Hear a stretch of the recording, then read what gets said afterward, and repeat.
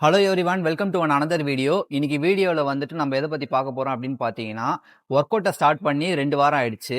நம்மளோட first rule படி வந்துட்டு 2 வீக்ஸுக்கு ஒன்ஸ் இன்ச்சஸ் எடுப்போம். இப்போ அந்த இன்ச்சஸ்க்கான டேட் வந்து நெருங்கிடுச்சு. இப்போ வந்து இன்ச்சஸ் எடுத்துட்டு எந்த அளவுக்கு டிஃப்ரெண்ட் இருக்கு அப்படின்றத பார்த்தலாம் லைவா. 14.8 neck, shoulder 47.5, கை கீழ இருக்கு 41,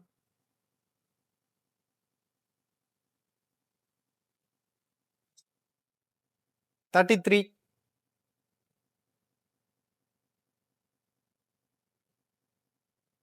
35,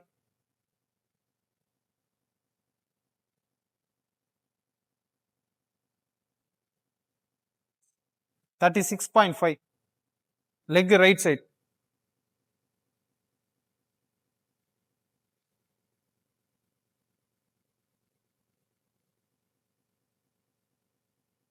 23.4,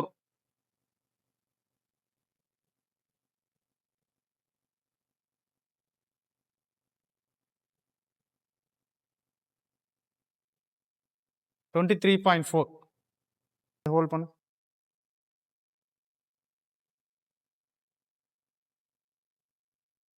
13.5,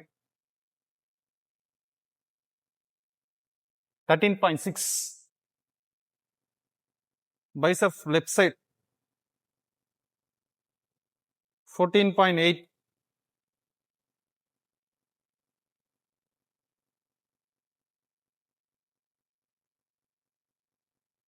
14.5, இப்போ ஃபர்ஸ்ட் எடுத்த இன்ச்சஸ்க்கும் இந்த 2 வீக்ஸ்க்கு ஆஃப்டர் எடுத்த இன்ச்சஸ்க்கும் வந்துட்டு கம்பேரிசன் பார்ப்போம். என்னென்ன இன்க்ரீஸ் ஆயிருக்கு, என்னென்ன டிக்ரீஸ் ஆயிருக்குன்றத சொல்லுங்க.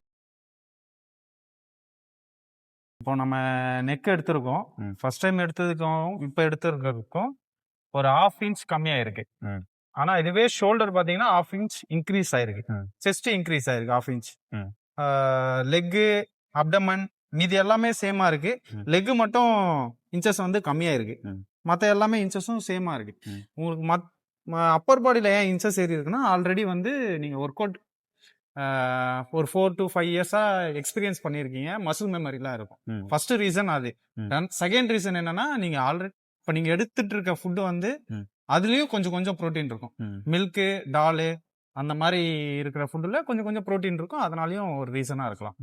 நீங்க இதுக்கப்புறம் டயட் ஃபாலோ பண்ணும்போது எப்படி ரியாக்ட் ஆகுதுன்றது நெக்ஸ்ட் இன்ச்சஸ் தான் தெரியும். இப்போ நான் டயட் எதுவுமே ஃபாலோ பண்ணாம இப்போ இதே ரெகுலரா ஃபாலோ பண்ணிட்டு இருந்தேன்னா அப்போ இதே இன்ச்சஸ்ல நின்னுடுமா இல்ல இதுக்கப்புறமா க்ரோ ஆக சான்சஸ் இருக்கா?